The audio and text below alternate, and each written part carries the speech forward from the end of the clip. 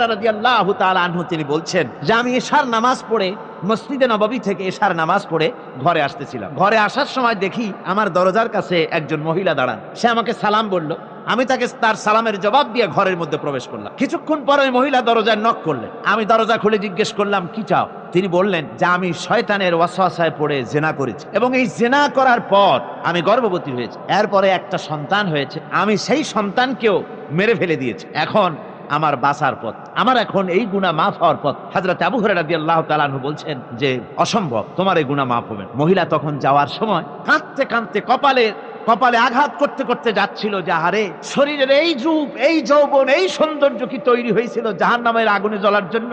এইভাবে করে চিৎকার দিতে দিতে মহিলা যাচ্ছে। হযরত আবু হুরায়রা বলেন, আমি সকালবেলায় আল্লাহ রাসূলের সঙ্গে ফজরের নামাজ আদায় করে আল্লাহ নবীকে ঘটনা শোনালাম। বললাম, হে রাসূল, আমি তো মহিলাকে এইরকম জবাব দিয়েছি। হযরত আবু হুরায়রা দৌড়ে গেলেন, বললেন, আমি ছুটতে লাগলাম, এমন ভুল আমি কথা বলেছি।